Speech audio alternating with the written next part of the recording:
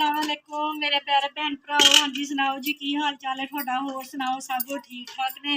अम्मी अबू भैन भरा रिश्तेदार हमसाए सब तो पहला ठीक है जी ठीक ठाक है। तो मेरा सारे भैन भरावां नूं बहुता बहुता सलाम। तो अज मेरे घर की रेसिपी हैगी जी, मैं शेयर करने लगी अपने भैन भरावां दे नाल मुर्गियां दे पंजे। ठीक है जी, मुर्गियां दे खरौड़े भी कहते है। मेरी बेटी है एक, ओदा थोड़ा गला खराब होया, उन्होंने थोड़ी जी रेशा हुई है। मैं चलो अज ना पंजिया के खरौड़िया दे ना थोड़ा सूप बना के मैं दिंदी हैगी उन्होंने। 2 दर्जन पंजिया दियां लैके धो के बना लिया सीगियां। ते ए प्याज है कि प्लेट दे विच मोटे मोटे कट्टे हुए, ते ये असीं शामिल कर लिया हैगे विच। ते ए साडा हैगा वा अदरक लसन हरियां मिर्चां दा पेस्ट, ये भी विच शामिल कर लेना हैगा वा। ठीक है जी, जल्दी जल्दी करना, शामां पै गईयां ते किते बाल्टी पानी ते शामां हो गईयां वा। पंजे बनाते करदे ना टाइम लग गया। मान फातिमा भी ट्यूशन गई हुई है, अली हैदर भी ट्यूशन गया हुआ वा। इस वजह के नाल बच्चे होंगे तो हथों हथी पंजे जल्दी छिल हो जाने सीगे ते जल्दी हो जाने सीगे, बन जाने सीगे। ठीक है जी, घुटना भी विच ही फेर के मसाला ला लिया हैगा, ते बाकी असीं अपने मिर्च मसाले पाते हैगे। हाँ जी, 3 चमचियां असीं पा लियां, थोड़ियां हल्कियां पाइयां, ज़्यादा भर के नहीं पाइयां हैगियां। ते ए साडा नमक हैगा वा, 3 चमचियां साडियां नमक दियां चले गईयां वा। ते ए हैगी है जी साडी हल्दी, ए पाती हैगी आ हाफ चम्मच। ते मैं हुण लगाई असीं कुकर की सीटी, 5 मिनट बाद फिर असीं खोलांगे। अल्लाह खैर करे जी, जाती साडे पंजे जाने आ गल, ते फिर लावांगे असीं भोनी। कुकर दा ढक्कन, सीटियां भी मिल लगता उपर नहीं हैगियां। नूर फातिमा ए कुकर दियां सीटियां तो दे के जा। कदी उपर कदी थले चीज़ां लिजानियां पैंदियां, बड़ी मुश्किल हुंदी हैगी आ। अल्लाह ही जाने हुकूमतां ने बैठ के की करना हैगा वा।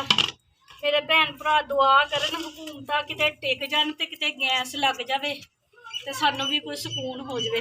हाँ जी, सीटी लगाती हैगी आ, सीटियां नूर फातिमा लैके आंदी है। ते 5 मिनटां बाद फिर अल्लाह खैर करे जी साडे पंजे गल जाने हैगे आ।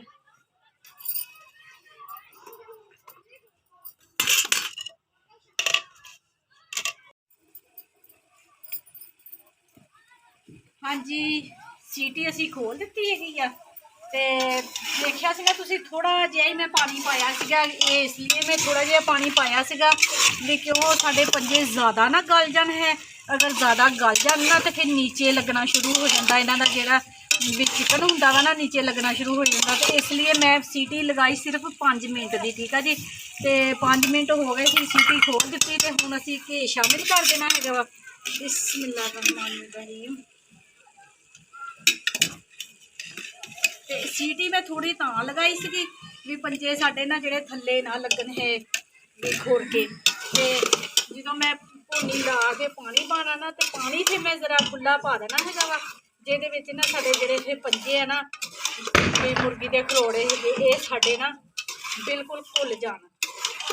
हुण अच्छे तरीके दे नाल इन्हां दी भुनाई करनी हैगी आ 4-5 मिनट। ठीक है जी, ते पंजे साडे भुजदे पे आ, ते नाल ही नाल हुण मैं करदी पई आ पेड़े। शाम का टाइम हो गया वा, दूध भी आ गया हैगा वा। ते आटा लैन अज फिर मैं गई सी, ते फिर नहीं आया स्टोर ते आटा। साडा गरीबां दा पता नहीं की बनना हैगा वा, हुकूमत ने सानू खरे भुखिया ही मारना हैगा वा। परसों गुत्थी मंगाई सी ते ओह मुक जानी हैगी, ते स्टोर ते आटा कोई नहीं आया हैगा। ते हुण हाँ जी, माशाल्लाह साडे पंजे भुज गए हैगे अच्छे तरीके दे नाल। ए देख सकते हैगे माशाल्लाह घी भी बाहर निकले आया हैगा वा। ए देखो जबरदस्त खुशबुआं आ रही हैगियां वा। यह तरीका जी पंजे भुनो भी ते घी भी बाहर निकले आ। नहीं तो पंजे बहुत ही गल जाते हैं ना, तो फिर पंजे थले लगना शुरू हो जाते, तो थले बिल्कुल लगे भी नहीं है। तो माशाल्लाह घी भी बाहर निकले आया हैगा। तो हुण असीं पानी पा देना वा खुला भी जिहड़ा हल्की जी आँच ते ना भी रख दईए, जाती फिर असीं रोटी पका लवांगे। ते जाती साडे सालन हो जाना तैयार। ठीक है जी, ते मैं हुण कोई भांडा लभण दई हैगी आ, डब्बा ही आ।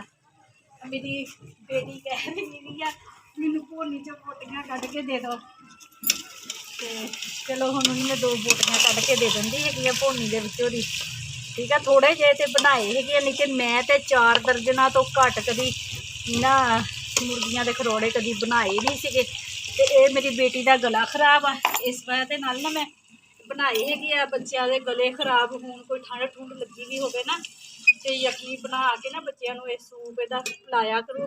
ये बहुत अच्छी चीज़ हैगी आ भी बच्चों के सीने की रेशा खांसी जिहड़ी हुंदी है ना वो खत्म हो जाती हैगी, तो इहदे नाल गरमैश मिलती हैगी।